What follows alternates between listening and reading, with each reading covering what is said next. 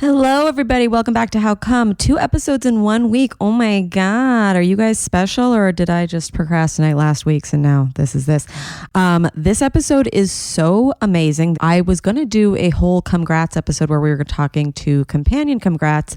A bunch of them, well, one of them is post-op right now and she's like, I can't do it right now, and I really want her to be on that episode. So I decided to change it up and we're doing a Cumgrats of a former guest who I think you're just going to love again. You already loved her in the first place. It's comedian Wendi Starling, and we are talking about a life Cumgrats, actually like 6 life Cumgrats.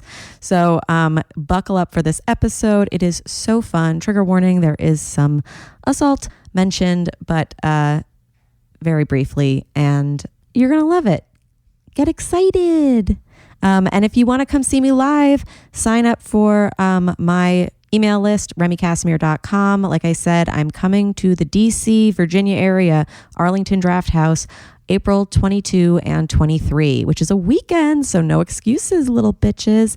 And I'm going to give away 3 free tickets to the companions that get into my DMs first. So if that's you, DM me and you're in the area and you want a free ticket, or you're going to drive into town for the show, let me know, and hopefully I can get you there for free. Robin is not here for this episode because she was flying to the UK during its recording, but I think you'll really love this one, and we'll get her back next week. How come? How come? How come I can't achieve? How come I can't achieve? I'm rolling up my sleeves. I'm rolling up my sleeves. Oh baby, I believe these guests can help. 'Cause I can't do it by myself. I wanna jizz. Welcome back to the podcast. Our first ever guest, Wendi Starling. Thank you so much. Oh my God, thank you so much for being here. Did you get the kitty inside? Yeah, we have a backyard here because I live in like a house. And where are you? Are you back in New York? Yeah, I'm in my dad's house. Nice. Good old Joel. Good old Joel.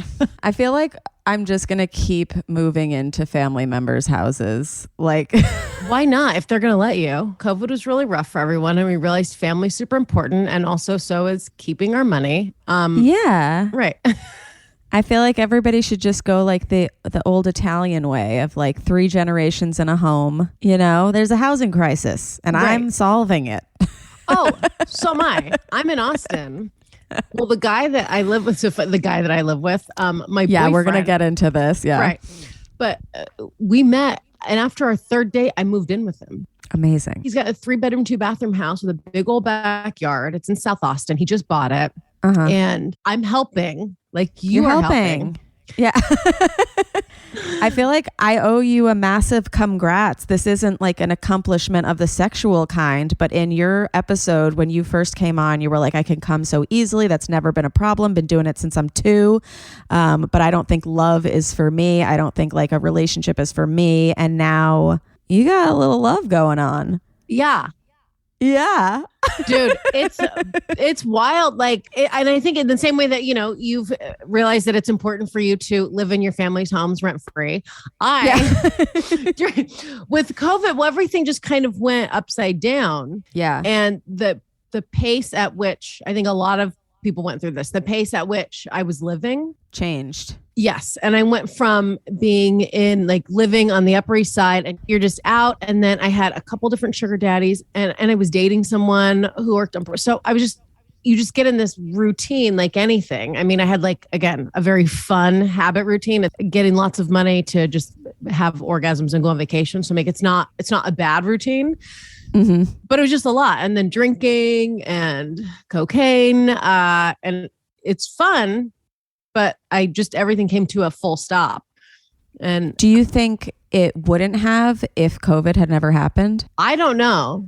Yeah. I think about that a lot because I think like with anything, you just kind of get stuck a habit loop in anything. It doesn't necessarily have to be a negative thing, but you just get stuck kind of in doing certain behaviors, even if it's stuff that is hyper productive, even if you're used to like, I wake up at 4, I go to the gym, I write, I do this, I go, it still is kind of on autopilot. Even if it's stuff that you enjoy. Like I know that you always said that you really liked sugaring and that it was like fun for you. Oh yeah. So you were in New York. When did you move? I moved in August of 2020. To where? To St. Louis. To St. Louis. Mm-hmm. Okay. And were you still sugaring in St. Louis? Was that an option? Yes, I signed up for the website there. And the website is still Seeking Arrangements. Oh yeah, I was still on Seeking. Okay, yeah. Great. Because I found an apartment there. I was living in an attic. I knew one person that lived in St. Louis, but I was like, I need to go someplace cheap with really low overhead because I'd started an OnlyFans when COVID hit. Because I was like, I need money and I need money, especially even though it's not a ton, but just in stand up, I would make like an average, maybe like $1,000 a month, which is not a ton of money, but like it's fucking money. Yeah. And so to have lost that income, I was like, I need something. Yeah. And I was lucky because the sugar daddies, not only the ones that I kind of saw on a regular basis in New York, but some guys there's like I hadn't seen in 2 years. When COVID hit, they reached out to me and they were like, hey, I just want to let you know, like, thinking about you. And I know like stand up is shut down in New York. Whoa. So they like sent me money. I was very lucky to have. Whoa. And this is the benefit of if you're going to do sugaring. And this is, I get a lot of questions on TikTok and from people about this. Yeah. A lot of people will look at it from like an escort point of view where they're just like, men are trash and men are fucking wallets and take their money and blah, blah, blah, blah. And how much should I charge? And it's like, okay, I'm not trying to sound judgmental. If you have the attitude of how much should I charge these motherfuckers and fucking men, it's like, okay, if you have an attitude, you are going to, and this is like anything in life, whatever vibe you're putting out into the world, you attract people is what you'll get back that are into that vibe, that are on that same wavelength. So you were like caring for your men and Correct. they still have cared for you back. Yeah. Correct. And so I developed like actual relationships. So even people that I hadn't seen in a while helped me out. Yeah. Which was nice. My landlord would not lower my rent. So I started an OnlyFans. So I'm like, okay, if I can find rent like under $1,500, that would be great. Yeah. Yeah. Couldn't find anything in New York. That was that. Nope. And so I just looked around, and St. Louis, I found a place for super fucking cheap. Like, cool. Like a third of that. It was like $535 a month. Why St. Louis though? Like what? Well, I know one person, a girl that I used to do a podcast with. Okay. Lived there. Okay. And she's like, the rent is super cheap. Oh my God, look at my cat. Oh my God. Look at that sensual being. Spreading them for you. I know. I love it. Yeah. Just legs open. Wait, so when you were in St. Louis, is that when you met your man? No. So quick little fun side note. The one person that I knew in St. Louis, our friendship imploded 2 months after I got there. So we love that. What a dream. And but it was a good, and on my solo podcast, which I did the entire time I was there, I did a lot of mental work and meditation. Cause I was like, I'm literally living in an attic in the Midwest without a car in a city where I have zero friends. I don't know anybody, nobody. And there's nothing to do. So I stopped drinking. I stopped fucking everything. And I just went for walks and worked. And then I went on the site, on the sugar daddy site and met someone. But you kept fucking. You're like, I stopped fucking everything. I kept fucking everyone. Right. Yeah. I stopped fucking everything. And that, I mean, as a metaphor, I stopped, fucking that's more of an adjective. But I literally fucked a couple people. A couple people. Only for money. Yes. And a little bit of emotion. But so I did that. During that timeline, while I was in St. Louis, I was thinking the whole time, I got to get out and go back to New York or go to, or go somewhere else. Yeah. And I knew some people in Austin. A lot of people moved to Austin. Yes. And so I thought, well, maybe I'll go here if I can find a cheap place to live. And my boyfriend knows this. So I feel comfortable saying this publicly. The guy I was with for 4.5 years left New York and came to Austin. Which guy? Sugar daddy. Long-term sugar daddy. Okay. So I went to New York a couple times. He started flying me out to Austin while I was in St. Louis to visit him. Okay. And I was like, oh wait, there's stand up here. And I do have some friends here and this is actually a cool place. And the rent is cheaper. So I thought this will be a good re-entry into society for me. It was a warm up because it's not as intense as New York, but there's still people and there's shit happening. Yes. So I moved to Austin in August of 2021 and went out to a couple shows. And I got to be honest, Remy, and I love doing stand up and I'm going to do it at some point. I'm working myself back up to it. Yeah. After a year of just being chill and doing most shit online because my TikTok audience is like pretty solid. Blowing up. Yeah. And the interaction there is really good. And so I'm like, oh, I can still like do stuff creatively this way. And coming back here, you go out at night and it's like a new scene. So I still like you do a show, but then you still have to like hang out and people, it's like a bunch of young people and they're drinking and they're doing There's all new people. Yeah. And I was just like, I'm 40. Like I just turned 40 in January. So I'm like, I'm not doing this. I'm not. And if I'm going to get fucked up and do cocaine till 3 o'clock in the morning, it's not going to be on the balcony of a saloon in Austin. It's going to be in a penthouse in New York. It's like, I like doing drugs, but I'm not trash. So, you know what I mean? It's like, come on. I'm trash. So but that felt really overwhelming. And I just was kind of over. I was like, I'm just tired. And I really just want to meet someone. I just want a regular relationship. So that's a decision I made shortly after coming to Austin. I was like, before even meeting the guy. Yep. Oh, so you manifested him. Oh, I for sure did. Like I wrote it. I was like, okay, if this is going to work, I need to find someone that's like going to be cool with your past. I'm public about everything. Yeah. So it has to be someone that's like, is cool with that. Yep. And I was just like, okay, well, who knows? I don't, this is, so I signed up for Hinge. I was like, let me just do a regular dating site. Oh my God. Wait, was this your first time doing Hinge or anything like that? Yes. Wow. Yeah. So I signed up for a regular dating site. Yeah. And I told the guy, my long-term guy, I said to him, this just feels tired. I don't like to do anything for too long. If something feels boring and if I'm like not into it, I can be into something. And then as soon as I'm not, it's like, okay, I'm not happy anymore. This is not for me. Yeah. So I go on Hinge and he was like the third person that I matched with. And he's 2 years younger than I am, which is normally like not my thing. I do not like younger guys. So I'm with like a hot which is young such a guy. Like Uno reverse card. You literally, episode 1, you're like, I love their old leathery necks. Like I distinctly remember you being like, I love, like a nice travel bag, just beaten down neck. I like a set of balls that hits me right around my ankles. That's what I like. I like it to be so flappy it flaps right through and hits me in the belly button. I like a nice ball to belly button contact when I'm fucking. That's what I like. Like a night, just a full swing. It takes a full minute because I got to go all the way back. Yeah, if they can really swing up to my mouth, hop, pop it in, pop it back out. The Cirque du Soleil of balls.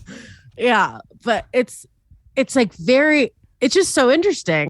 But he was like a very kind of weird message, like, hey, do you want to maybe come over? Like, do you want to go out whatever day? Like, it was just very boring sounding. And I was like, oh, sure. Okay. And he was like, do you want to come over to my house?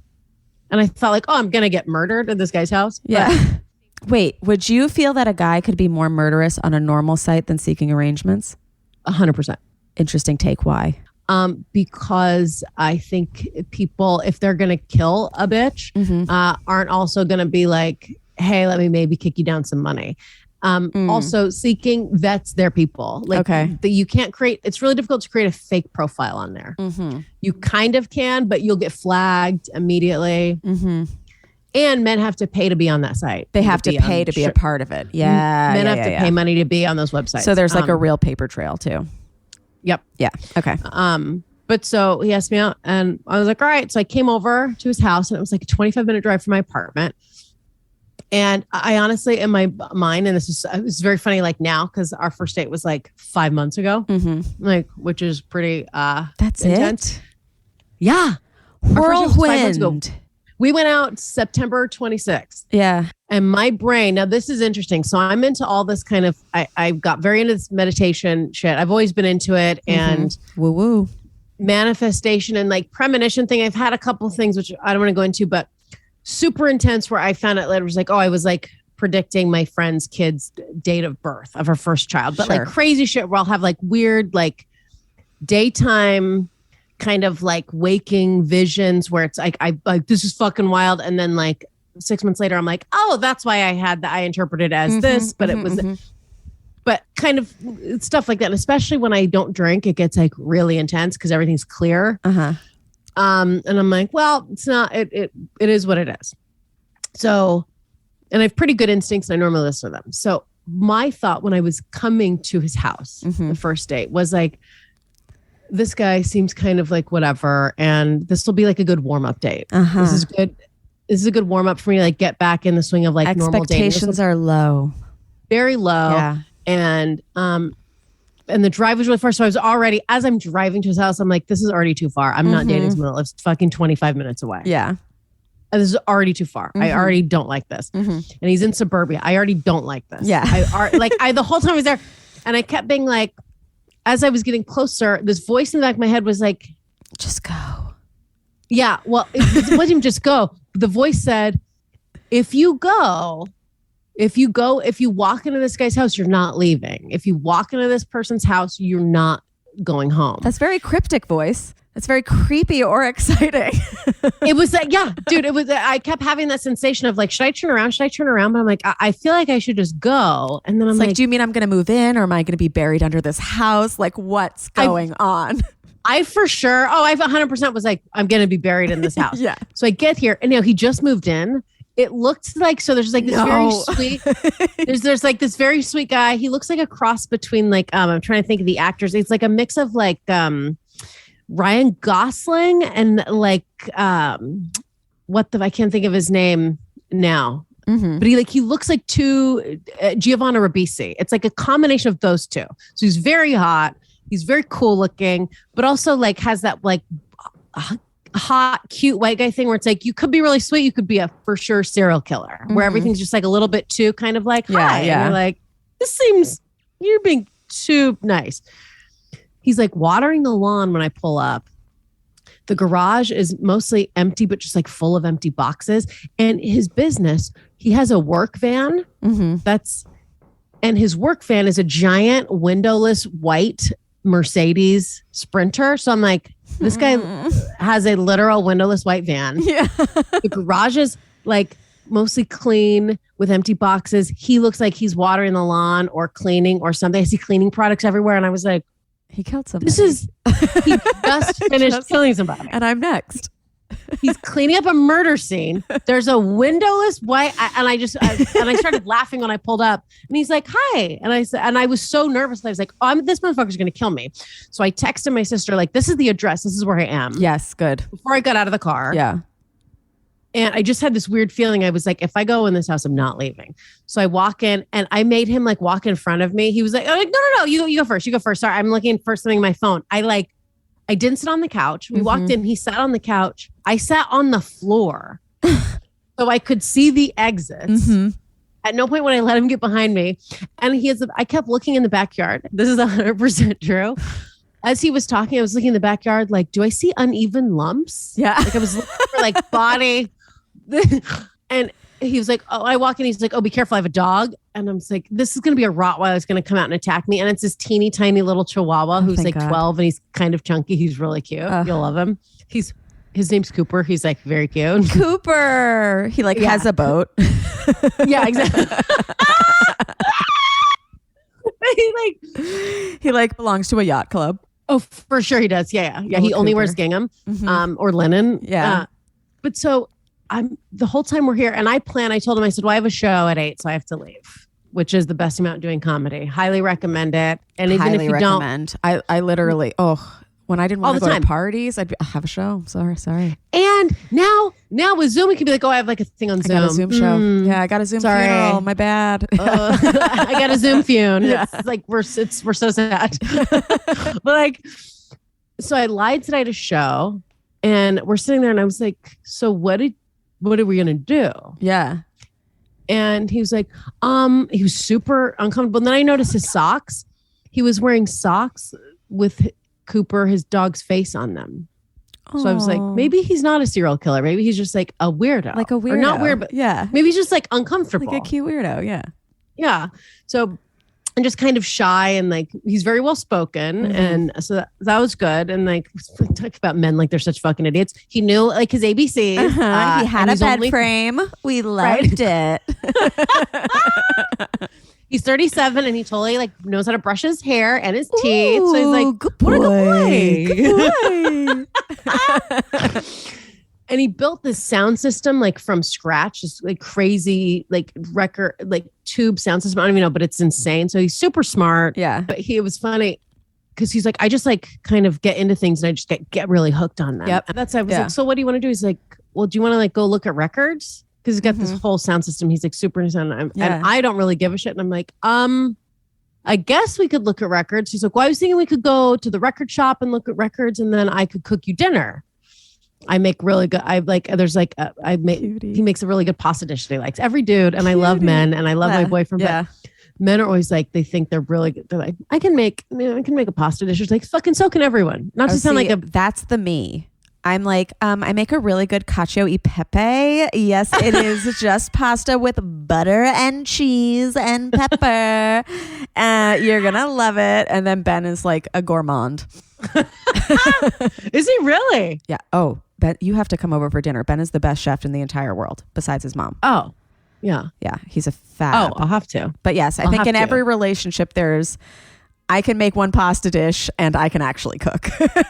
Yeah. And so he's actually a really good cook. He'll pull up recipes and he loves to cook, which is great. So I was like, this is like so that was his idea for a first date, was like, go look at records for 2 hours, go to the grocery store, buy and greet. And to me, I was like, that's when I started to piece together like, oh, he's not a serial killer. He just doesn't date much. He just like doesn't. Yeah. And it was very sweet.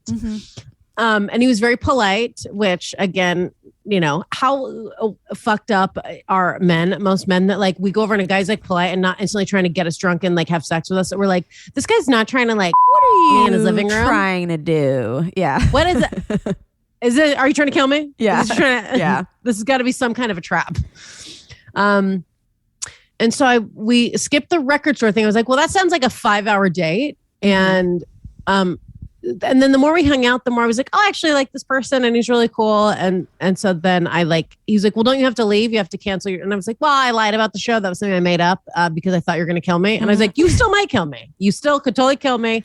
But now we're at the honesty stage in the relationship. We're moving quickly. Right. And so then so it was nice. We made dinner and made out and then I stayed the night. Sex? No sex? We did have sex, yeah. Okay. Because I was like into it. At first she was like, no, and then woke up in the middle of the night and I was like, yeah, let's do it. Fun.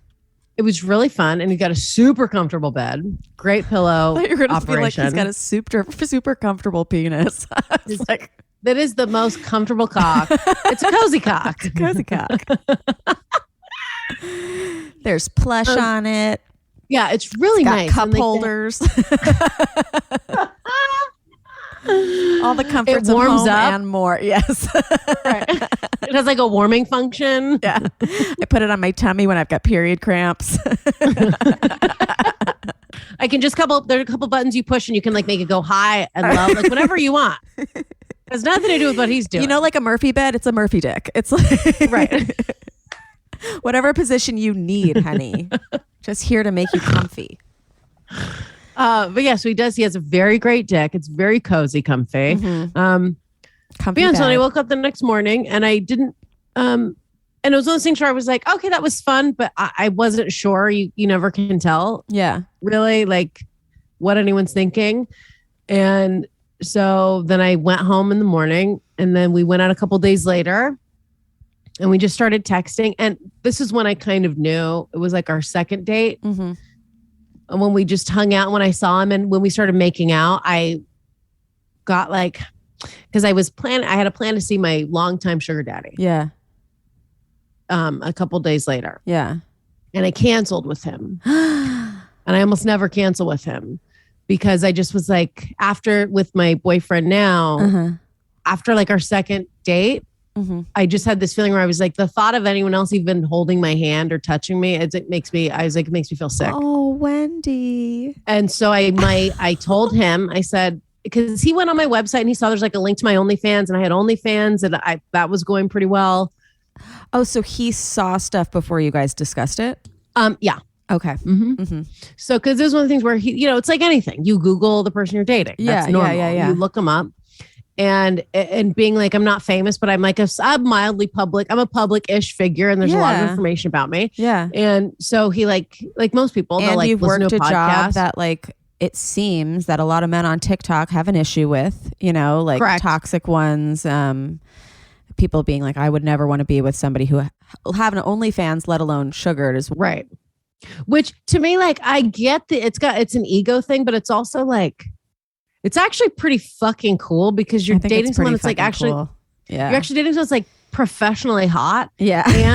And like the other thing is, it's like if someone is like, oh, I used to do this for money and I'm going to stop doing it for money because I only want to just hang out with you. It's like, that's a to me, that would be a bigger ego boost. That's huge to a guy.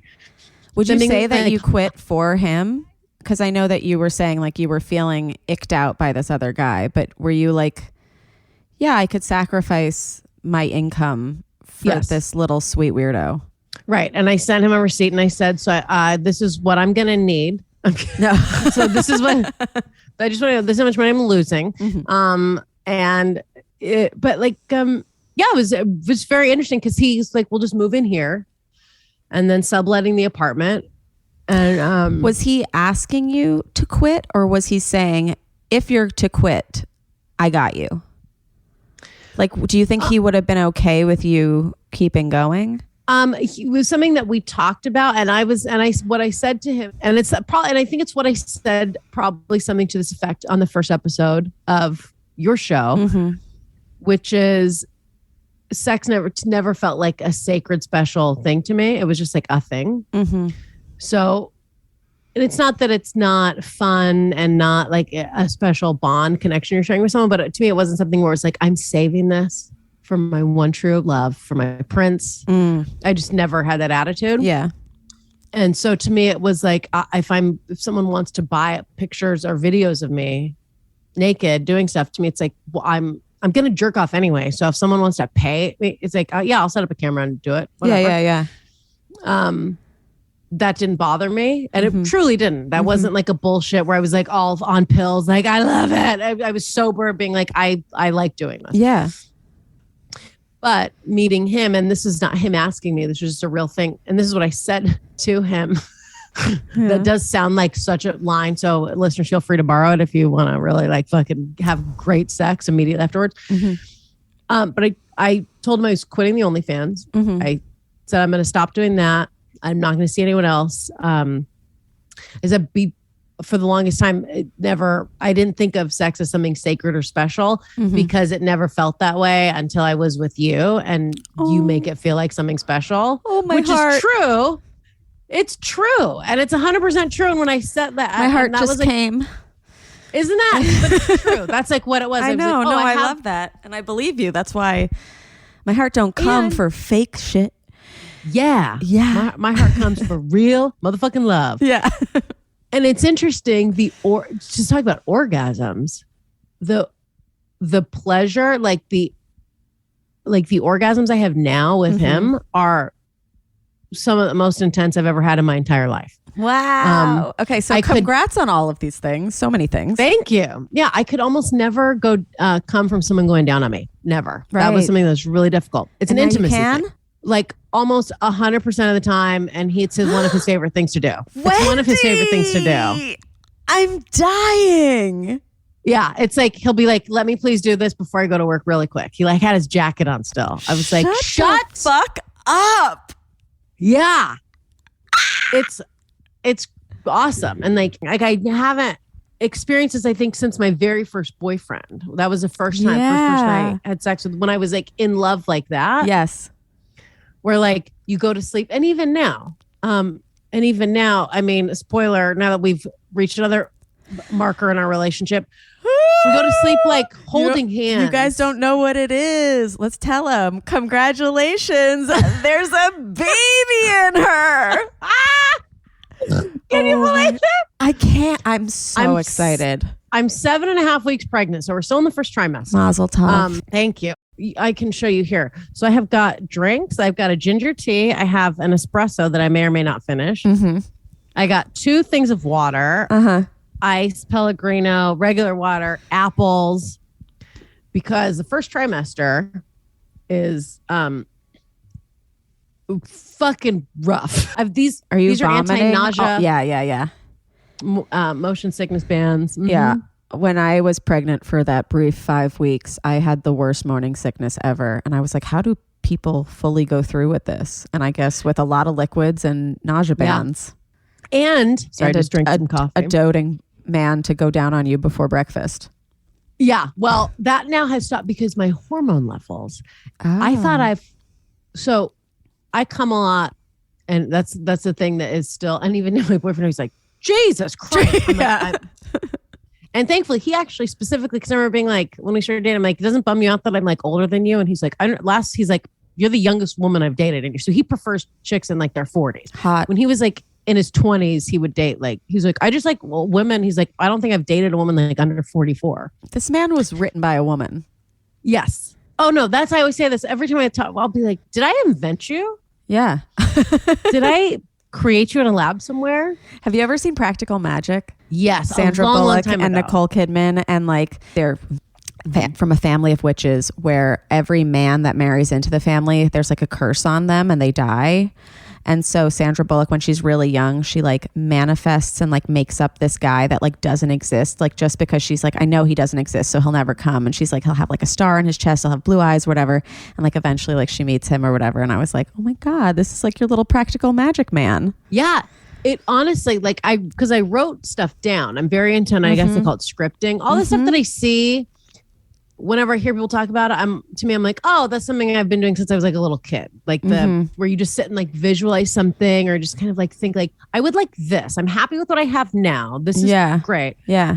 And I also think part of my brain maybe was preparing me to get pregnant. It's like, well, he goes, yeah. He's like, no offense to younger chicks. He's like, I just want to be able to have a conversation with someone. And I can't, to me, it's like, if you're under 35, I don't even see, what do you have to say? Yeah. Or if you just like don't have life experience or whatever. Yeah. Yeah. So how soon did you move in after meeting? it was like our third or fourth date, because you guys are like lesbians. Yes. This is a U-Haul relationship. 100%. Okay. I love it. Nope. And he's got a dog and I have a kitty cat. And he was like, yeah, bring your cat. So all my shit was here after our like third date, because he works for himself. So he goes into the office a lot of times, but he also can work from home. So, and then with what I do, and because you're the same, like what we do, like we have a lot of shit to do, but we can kind of like be flexible with it, but also like, it's like, if you're working from home, a lot of people think, oh, you can just fuck off a lot, but you actually kind of are like always working a little bit. There's always something to do. And thankfully my boyfriend, he like is cool with, this is another thing where I'm like, I can't believe I like you're real. And I'm now in my relationship now, there's so many interesting things where I'm like having to reset my brain. Like, and it's more difficult than I even thought. All these things are coming up and I'm like, oh, I didn't even think this would be like an after effect of having been like a mistress, like a paid girlfriend. What do you mean? Because they're real relationships. Well, like I had this thing where I couldn't do anything if he was around. Like I would wake up in the morning and he was like, just focus on your work stuff. If you want to write, do whatever. But in the back of my brain, and this is from sugaring, because the relationships I was in, at least, were like actual relationships for all intents and purposes, but you're only together like maybe 2 to 3 hours a week max. So during that time, so for the past 5-6 years, anytime I was with my boyfriend, it would only be for a few hours at a time. And when we were together, everything was on him. Focus on them. Yeah. Focus on him. Everything he says is the funniest thing you've ever heard. Every idea he has is the best idea he's ever had. And so everything's about him. And it's like, really, you're doing like, it's the girlfriend experience. Yeah. And there are never any problems. Everything's always great. And it's not like, oh, well, I have to do Wendi work now. It's like you do that when you're off the clock. Correct. Yeah, exactly. Even stuff like I can remember my phone. I would not look at my phone almost at all for like 3-4 hours. And a couple of times I went on vacation with this one guy that I saw. I was with for like 4.5 years, really long term, like a side piece relationship. We went on vacation a couple times. And he was doing work stuff. But even then, when he was gone, I would do stuff, but he would be like, I'm going to be back at the hotel in 30 minutes. I would have to be there. Yeah. So you're on call. Yeah. And be looking good and be ready for whatever. Correct. Yeah. Yep. And And now here, and also the other thing too is like you can't really say no to anything. Right. You can't really say no to sex. You have to always be like always looking good. Mm-hmm. Always like feeling good. And it's a time. So, like, okay, on Tuesday from 5 to 8, I'm going to fuck. Yeah. And I'm going to pretend to like golf and Donald Trump or whatever. Yeah. Like, I know. I know. Like, that's what you're doing. And so you can kind of plan for it emotionally. Mm-hmm.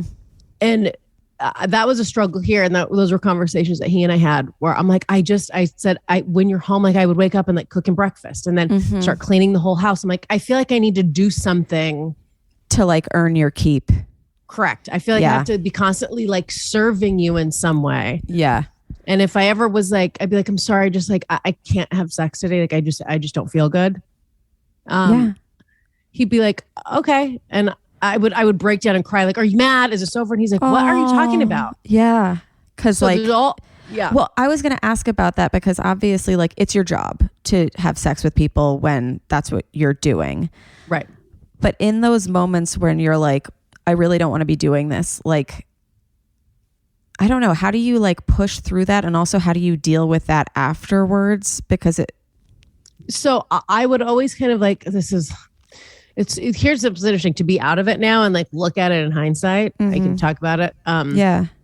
Like a little more honestly, especially just once you're out of something. I think it's like anything, even if it's like something like a day job that you don't really like, you go like, oh no, I love it. And I did really like, I'll tell you, I worked at a bagel shop here in Austin for 2 weeks just to be like, well, I feel like I should be earning money or doing something. Yeah. And my boyfriend's like, you don't have to. Like, I can. And I'm like, well, no, I feel like, and I also wanted to prove to myself that I was like, I can still get a fucking job. I can go work some job. Yeah. I got up at like 5 o'clock every morning, was at this bagel shop by like 6:30 in the morning, on my feet, 9 hours a day. You're making bagels, you're cleaning, no breaks. It's just kind of, and they're great. That's actually the only place that makes a legit New York bagel. It's phenomenal. So all these like New Yorkers that have defected to Austin would come in like in their New York Giants, like pajama pants when we open at 7. So I actually really liked being there.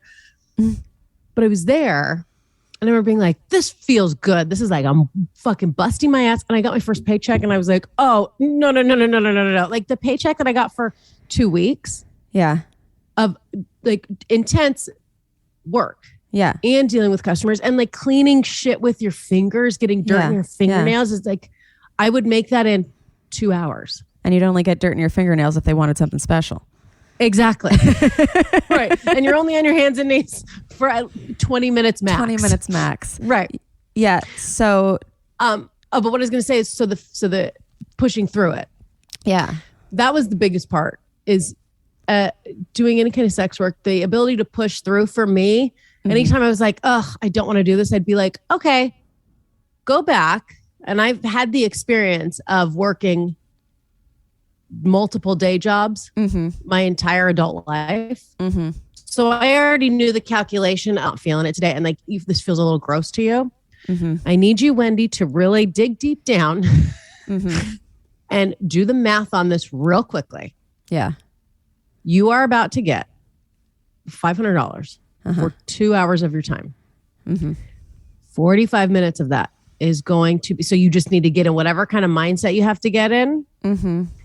If it's there were only like a couple times where I was just like, ugh, I'm like not into this. I'm not into this person. And if I'm being honest, the easiest part to get through would be the sex part. That was the easiest part to get through. Because that is like, I can just close my eyes and have some weird fucking fetish fantasy. I'm such a perv. And you can just close your eyes and like think of whatever. Sure. And then, but it's the after. I would always be like, okay, let's do the sex part first. Get that over with. Great. What do you have to do with them after? Talk to them? Go to dinner? Ugh. Dinner after sex? Ugh. Yeah. No. Oh, see, I always did it before food because I don't want to eat a bunch of food. Right. And a lot of times, tooty. Right, exactly. And then, and a lot of times I would starve myself all up until like the day, like within 24 hours of like having sex, because who knows what people want to do. And I don't want any chance that I like feel gassy or I feel gross. And so when we would go out, I would be like, oh, this is my meal for the day. So I would want to order a bunch of food. Yeah. It's a fucking poor person move. It's Oliver Twist everywhere I go. I'm just like taking crackers off the oyster plate, like in my purse 100% of the time. So I would always eat afterwards. And then the sex part, rarely would I have to like drink to like have sex with anyone, but I would for sure at dinner be like, I need a cocktail before this motherfucker starts talking about whatever. Yeah. The sex is easier. Close your eyes, but you can't close your ears when he starts going off on like, but Putin had a really hard childhood. Right. Exactly. Yeah. Or you walk in and the mask thing. Oh my God. The COVID thing is like, especially in St. Louis. Cause I lived there for a year. That's where I defected when I was living in that attic. Okay. So back to sweet, cute boyfriend who we don't have to close our eyes for anything. So he supports your creativity. He supports your former work. You and I have had a conversation off of podcasts about a sexual trauma that you went through. Is that something that you've opened up to him about? And is he able to support you through that? Oh, yeah. Yeah. That's amazing. Yeah. It's like, he's the best. And it just is interesting to have like, it's just like the sense of calm. And that's kind of why I stopped pumping out content. I didn't do anything for like 5 months because when I moved in with him, I was, and it's this urge kind of that we all have as creative people to be like, how do I turn this into content? How does this fit into my brand? So I was like, well, I'm going to change. And even the TikTok, I changed from the helpful hoe to just my name. Right. So I was like, how do I change it so I can still talk about it, but I want to make sure he's comfortable and I'm comfortable and his family is comfortable. And it's that was a massive day though, that you were like, I'm not sugaring anymore. Like on TikTok, I was like, oh, and like all the followers too, who were there for like the helpful tips and stuff. We were all like, oh, I just thought it was like such a like interesting turning point. And I'm going to make something because I want to still give tips on that and I want to still talk about it. Because you still have that knowledge. Just because you're not doing it right now doesn't mean you can't help other people who are doing it. And I'm still going to do that. But it's just interesting because now with TikTok and the pregnancy thing. And so now you're the pregnant hoe. Right. Well, I already thought of something funny, like hoochie mama. Like they're like, I'm trying to do like different words. That. The fun like wordplay. Yes. But I'm just like, how, and it was this weird thing where I was trying to make it work. Like, how does this fit into my brand? And that's where I stopped. Because I was like, you're a human being. You're not a fucking brand. You're a person. Yeah. Do your life for a second. Yeah. And it's whatever. And there's also a good way for people to see, yeah, you can be all these things. You can be cool and fun and do sex work and cocaine and run around and do stand and pursue this like crazy life. And then you can also down the road be like, I'm going to settle down and get married and live in suburbia and have a family. Right. And drink tea. I got like halfway through this one espresso because I cut out caffeine, obviously, because I'm knocked up. I used to drink energy drinks all day. I feel like I'm on like Adderall from like a half of an espresso. I love that. No, but we like last episode, we were talking about just like unconventional work paths or whatever and like life paths. And like, this is kind of a story of both. You know, where like you took the unconventional path and then you kind of came back to the conventional path, but you wouldn't have become the person that you are if you had not taken that first route.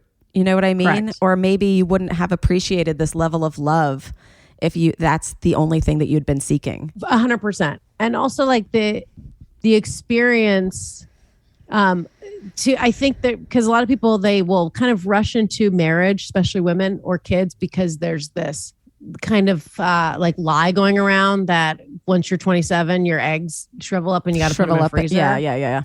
And also that you have no value. And if you want to get married and have kids, you got to lock that shit in early because forget your eggs, your body's trash once you're 35, you're too old. No one's going to marry you. You're used up and decrepit. Right. And my goal was never to like be married or have kids. It was never something that I wanted. It was, so I remember even as a kid, I remember being like, maybe later, but first I want to just like do a bunch of cool, wild shit. So that's what I decided to do while I was young and my body was making its own collagen. I was like, fuck it. I'm going to live in shitty apartments where you're sleeping on the floor in some weird corner. It's like, well, yeah, do that when you're young because you wake up and your body doesn't hurt. Right. And while you have the energy to run around. And if you're going to drink and do drugs, yeah, your liver's younger. You can filter that out better. But also don't think that you have this like biological clock that's necessarily ticking so hard because like you said, like okay, yes, people think that their eggs are going to shrivel up and stuff. And yes, it is harder to have a geriatric pregnancy sometimes. But like, I don't know, I was just watching Summer House last night, or the Watch What Happens Live, and Lindsay Hubbard's like 36 or whatever. And like, she went to like IVF and they said her eggs are 28 or whatever, you know, like some people just have younger eggs. Some people have no intention to use their eggs. You know, you could always adopt. But like this idea that, you know, once you're 35, you're like disgusting. Like I've seen so many people become 35 and become so much hotter than they ever were. Yeah. Oh, I feel like I said, I turned 40 in January, and then I had my first period as a 40-year-old that I started January 7th. And then I have not had a period since. So, hell yeah. But it's a weird thing. And but I'm like, I look in, even now I'm like, I look back at photos. I'm like, I think I look hotter now than I did when I was 35. Yeah. I just think I do. Also I was, you know, if you are drinking and doing drugs, it's not great for your appearance. Spoiler alert. Nope. So if you stop doing that, it's a little better. But yeah, I think what happens is a lot of people will do that when they're younger. They hunker down and do the family thing out of fear, which I get, and the kind of the traditional thing. And what happens is, I think people don't realize there may be, or they think like, oh, I'll have my kids when I'm younger. And that way, when I'm older, I can like go on vacations and run around. You're at your dad's house right now. My parents had to help me move from St. Louis to Austin. They had to help me drive my shit. And I'm 40. Yeah. So it's like, once your kids turn 18, it's not, you're like, oh, I don't have to deal with my kids anymore. I'm done. You're doing shit for your kids forever. My brother just had a baby like a year ago, and it was like 6 a.m. about, I think he had just been born, and he was like crying and stuff. And my brother called my mom and he said, when does this end? And she said, Jason, you're still calling me. It doesn't end. You know? Yeah. Yeah. And so that's the thing, is I'm like, this is actually pretty smart. And he and I had talked about adopting. So that was something I was always like, I would like to be a mother, but not till I'm older. Cause I wanted to get all my wild oats and do all my crazy shit, get that out of my system. So that, cause a lot of people, I think, whether or not they want to admit it, but that's the whole midlife crisis thing. People get in their 40s and 50s. And they realize the things they haven't done. Yeah. And they're like, well, goddamn, I married this person that I met in high school or college. We had a bunch of kids. And that was great. But now it's like at 50, and I think people start to realize 40 and 50, especially now, is like not that old. And so they're like, well, shit, I could have waited 15 years to have kids. And now I'm locked into this. And I bought this house and I have a mortgage. So you can't just travel. You can't fuck off and go live alone in some city and just kind of pursue whatever passion, because you have all kinds of responsibilities and bills. But yeah, I mean, if you're listening and you're like, trust me, I'm 40 and it's fine. You're fine. Yeah. Or if you're locked into one of those situations or whatever, like it's still really, it's never too late to have fun. Like, yes, if you have kids, you definitely have responsibilities and stuff. But like, let's say you're in a couple that you guys haven't had kids yet, and you're like, we want to travel the world. Fucking do that together. You know, like there are, or if you're in a couple that you hate, leave. Right. You know, change it up. Do your wild thing now, because you're probably hotter at 35 than you were at 23. Yeah. Even if you're like in your 60s, just fucking, and you're unhappy. Yeah. Just bounce. Like, cause you really think it's like, if you're not into it, you know, I mean, it just, there's no substitute for being happy with yourself. And I think people have this weird thing to like, where they get off on like, yeah, well, I really stuck through. I rode this job out all the way through retirement. We've been married for 40 years. Yeah. And it's been fucking hell. And it's like, but we did it. It's like, do you want a cookie? Yeah. Do you want a medal? Like, you're probably making everybody else around you miserable too. And the lesson you're teaching your kids and your grandkids or whatever is that like marriage is misery. Everything's misery. Your job, look, everyone hates their job. So you're just perpetuating this weird lie that like life is this miserable thing that you just have to like trudge through. And the whole goal is that you're just like saving. It's like you're working to save money for what? So that the last 5 years of your life, when you have dementia, you can afford like golf. A nice place to live. Yeah. It's insane. Not to be all Che Diaz about it, but if you're not happy, change your life. Change your life. True. Wendi did. Wendi used to be the happiest little sugar baby in the entire world, and now she's a sugar mama. Yeah. Can you believe it? It's like, I'm so excited. I'm so excited. When did you find out and when did you tell him? Oh, I told him when I took the test. This was amazing. It was, I have it written on the calendar. I got to change my little whiteboard calendar. It was February 9th on a Wednesday. And my period was like 4 or 5 days late. But again, I'm like old. And so I was like, oh, maybe. And this is again, how this thing You're that we're like, told, oh, menopause. That's what I thought. That's what I thought. I said it to my mom too. And even to my boyfriend. I was like, I'm a few days late on my period. And he's like, huh? Do you think maybe? And I said, I don't think I can get pregnant. I really don't think I can. I've never had a pregnancy scare once. And spoiler alert, I've had sex more than once. So I'm like, I just don't think it's going to happen. Yeah. And he was like, and he always joked, he's like, I'll get one in there. And I'm like, okay, sure you will.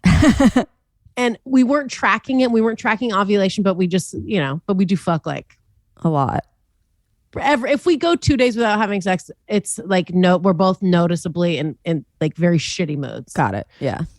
And yeah, I said to him, I go, honestly, it's probably my period. It's just is weird because it's menopause. That's what I thought. But you guys weren't trying, right? Like, or were you? No, we weren't trying, but we weren't using any kind of protection. Right. Okay.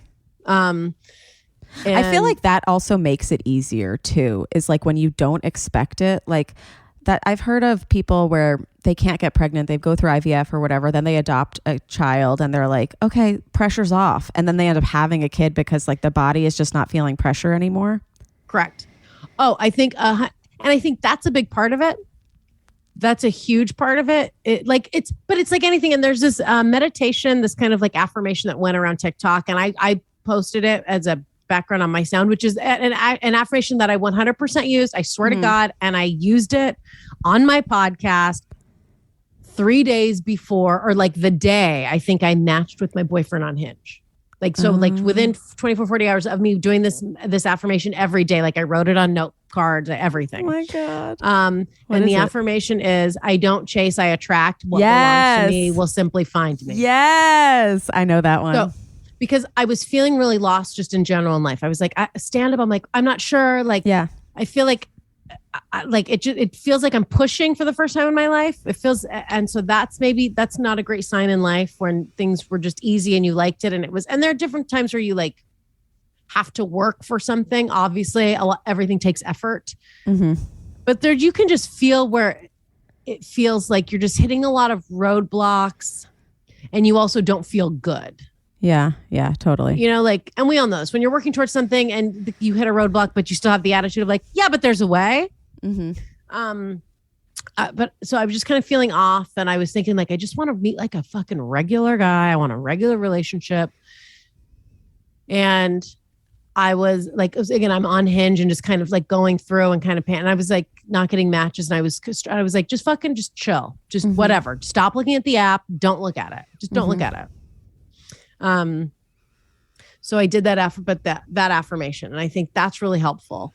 Totally. Because I met him he messaged me within like 24 hours. It's pretty crazy. Like, and it's documented in real time. I just love affirmations, whether or not it works, too. But I think it just, cause it changes your mindset. And when you're not essentially like thirsty for whatever, for a job, for a baby, if you're too thirsty for something, then it's like, can I read you my affirmations? Yes. I wrote them myself. A lot of them have to do with, I'm not great socializing. So this is right before I go into a social situation. Ooh, I might steal these. Yeah, please do. I know myself. I am not better than anyone. I am not worse than anyone. The people who support me are so cool. I am allowed to be nice. Nice isn't weak. I should appreciate my body more. I don't have to do anything I'm not ready for. I am ready for a lot of things, and accepting that readiness is great. Those are so good. Thank you. That's awesome. I've read them to several friends before, like their situations of being in public chills. Or whatever. That's great. Thank you. And yeah, they're necessary sometimes. And I think that the one that you said on TikTok, it speaks to a lot of people, because a lot of life is chasing versus attracting. And like you said earlier, what you put out into the world is what you will get back. So it's really just like putting out what you want and then getting that back. Right. How you want to communicate with other people in public and getting that, like I want people to also come to a conversation with me thinking I'm not better than anyone. I'm not worse than anybody. Right. Yeah, no, that makes sense. You really have to set up, like, for me, it's like a gratitude thing. Like, that's great for interaction. I want to start making something like that too. That's great. Because that's helpful for going into social situations, especially with coming out of COVID. Like, yeah. So horrible. much anxiety. Horrible.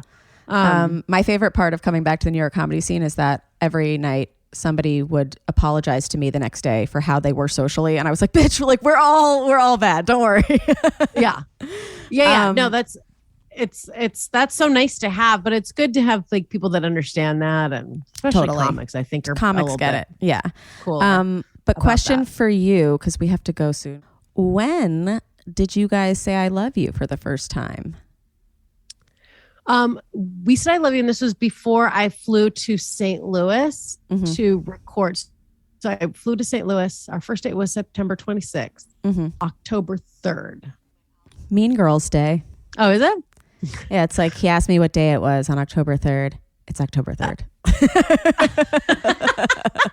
Oh, I think I've seen the movie like once. My references are all off, but I am going to start watching it now. Yes. The only line I know from that is I'm not a regular mom, I'm a cool mom, which is like that's you. We have on our whiteboard in the kitchen, like the to-do list, the daily to-do thing. I have a sticker that says "fuck yeah," and I told him, I said that stays. Maybe your new name should be Cool Mom. Yeah, I mean, we're still in like the first trimester, so I know a lot of people are like, don't say anything until you're 12 weeks pregnant. It's right. But I'm excited now, and my tits are fucking. I mean, I have like almost a C cup. I'm wearing like a crazy sports bra. My tits got big. This is the best time of my life. My stomach's flat. My tits are getting big. So I'm gonna start wearing the Rihanna outfits, but like now, like before I'm showing. Yes. Yeah. I'm gonna dress like a real prostitute on social media. Pop that pussy while your belly's about to pop. I'm gonna pop everything. I have this little like crop top. It's like a pink, kind of like vintage 80s band crop top. And last night I pulled out and I told him, I said, oh man, I'm going to wear this when I'm like 9 months. When I'm pregnant. Hell yeah. And he goes, are you really? And I was like, yeah. Oh, you have your girlfriend. And I know you met me in Austin where I'm like being chill. I'm like a cool motherfucker. And I'm going to dress like I'm going to have my belly out. It's going to be summertime. I'm going to oil this motherfucker up. It's just like, okay. And I'm going to wear like fitted, I'm going to wear fitted everything. Fitted cleavage, tits popping out. Mwah. It's going to be great. I love it. Okay, wait. So I love you. October 3rd. So he comes over to help. And I had a sugar daddy in St. Louis that was excited to see me, and I canceled with him. I said, I'm not going to see you when I go out there to record this album. I met someone and I didn't say I was in love with him, but I was just like, I met someone and I don't want to fuck this up in any way, shape or form. So I'm only with this person. And so I'd done that without telling him I did that. He comes over to help me pack. He's like, I'd like to see you before you leave. And he was very sweet because he sent me like a gift card to get like an at-home massage the day before. And he's like, just help you relax before you go to record your thing. And I was like, thanks. He comes over. I'm packing. He brought barbecue. And I had a super early flight, and and we didn't have sex. We like laid down on my bed. I was like, we just lay here with me for like an hour, just to take a little nap after packing. And when he got up from that nap to leave, I was like, well, thanks for coming over to hang out with me. And we were just like holding hands, looking at each other. And I was like tearing up. And that's when he told me, he's like, I came over because I have to say this. Cause I think about you all the time. And this is probably too much, but I love you. Like, I'm in love with you. I love you. It was very sweet. And so then we cried and hugged, and you said I said it back to him. Yeah, I did. And I was like, oh my God, thank you so much. Thank you so much. Did you get extra napkins? Barbecue is messy. But it was really sweet. And so then I said it back, and we hugged and cried, and then he left. And as he left to go get in his big white murder van, I was still standing like outside of my apartment door. And it was very cute. So he goes to get in his van, and I kind of like pop my head out and I wave like this as he's starting up, and the engine started, and he left the keys in, and he like ran down the hallway back to me standing outside of the door, and he ran back out, and he like I was like, what are you doing? And he gave me a hug and a kiss. And he's like, well, this wouldn't be a very good movie if I just like drove away, if you're like waving to me. Oh, isn't that sweet? Oh my God. And he understands movie moments. I know. Yeah. And It's then really I all moved we in with want. him. And then when I got back, that's like we're talking about, because we both kind of work all the time. Mm-hmm. And so he was like, well, if we're going to date, I think it's probably just the easiest if you just move in. Again, very, very gay woman of us. Yes. And so he's like, this can be your studio. Just move in. And so, I love it. yep. I moved in here maybe 4 months ago, and now I'm 7.5 weeks pregnant. I'm so proud of you. Thank you. Isn't it? It's wild. And I know there are some people, I couldn't find their handles in the sea of like TikTok comments, but a lot of people, I texted you, I've had like at least 5 or 6, maybe in the last month or something, Mm-hmm. of people that listen to your show. They're like, Mhm. I heard you on the first episode of How Come, and I can't believe you've come this far. Right? Yeah. Literally. Yeah. So they get it. They knew this episode was coming. Yeah. It's wild. And the orgasms when you are in love are way better. Mhm. And when you're pregnant, Ooh. because my hormone levels are so high. I mean, he'll like start kissing me, and there's this chemical thing where even though I'll be like, I haven't taken a shit in 2 days and I Uh-huh. feel like I'm going to vomit. He's like, I'm hard around you all the time. He's like, I don't know if it's like a chemical thing. It's like Oh my nature God. making sure you stick around. So he's always just like, it's really sweet. I'll be like, hey, I'll be like, hey, I don't feel like I'm going to vomit. He'll be in the middle of doing something. And I'm like, do you want to maybe like, is there any way I can get you naked in the next like half hour? And he'll Mhm. stop whatever he's doing. He's like, yep.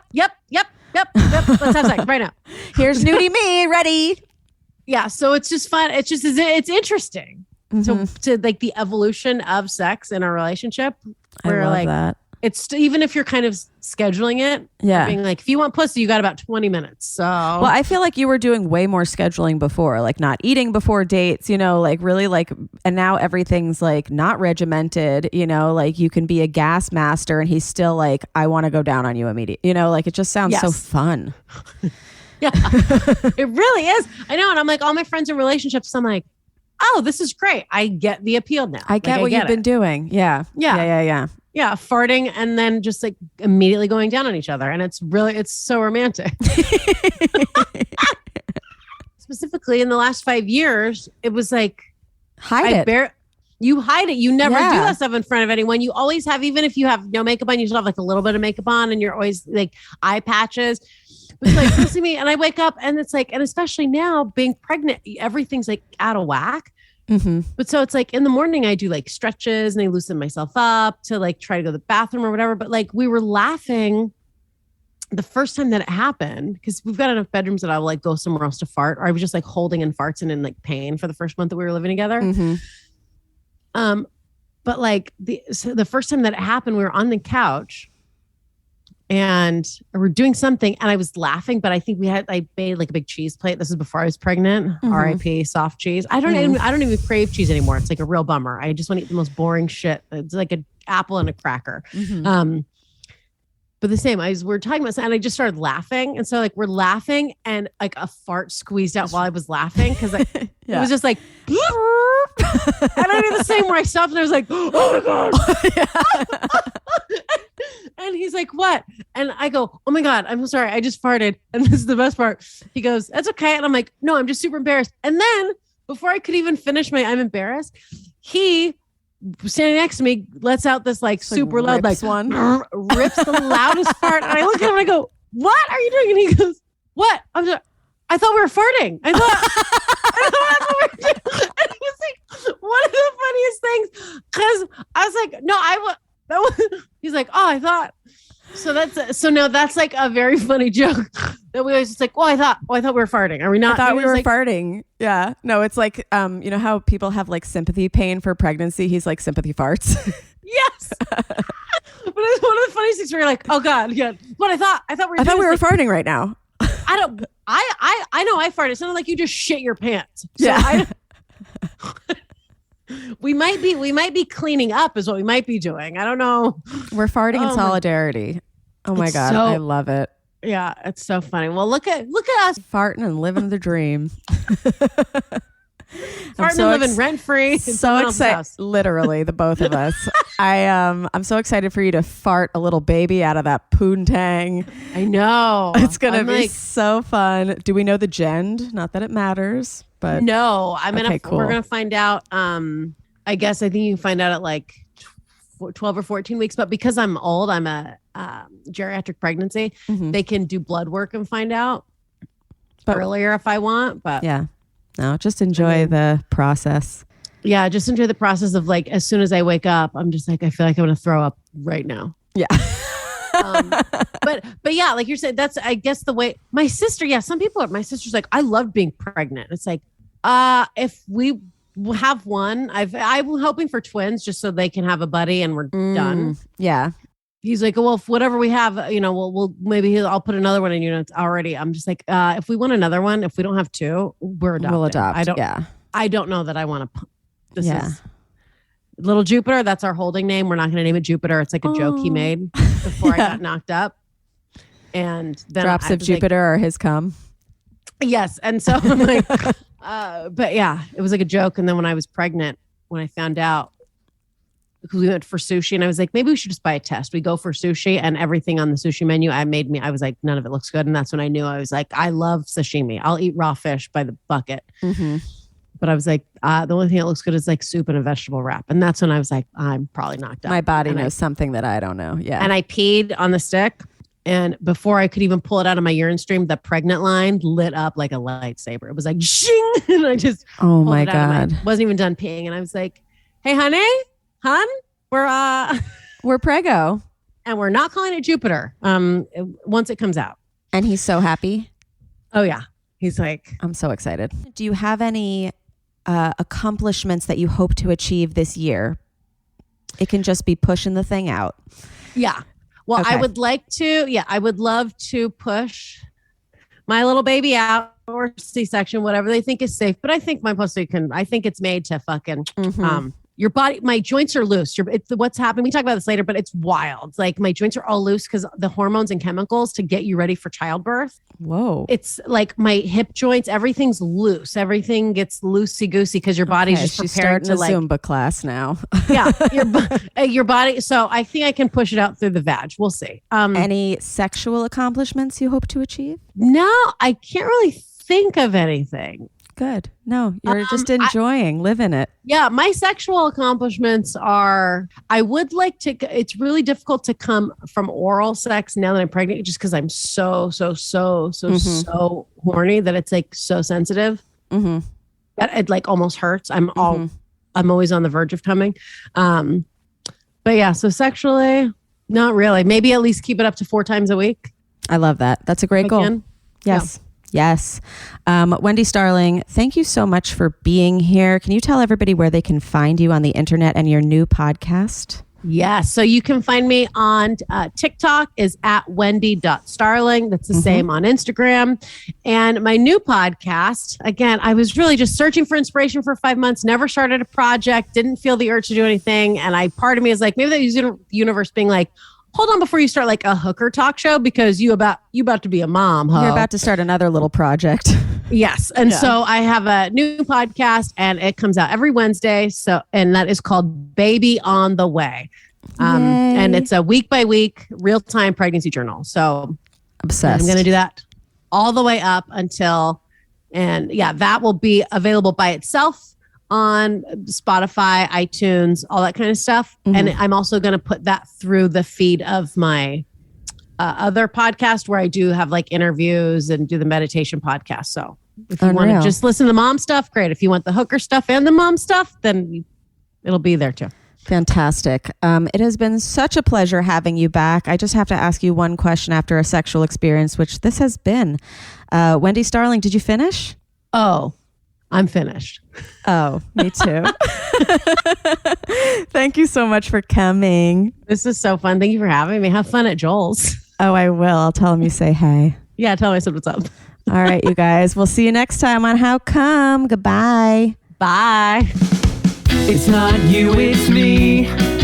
I try so hard to finish honestly. They say you'll know when you go all the way from A right down to O.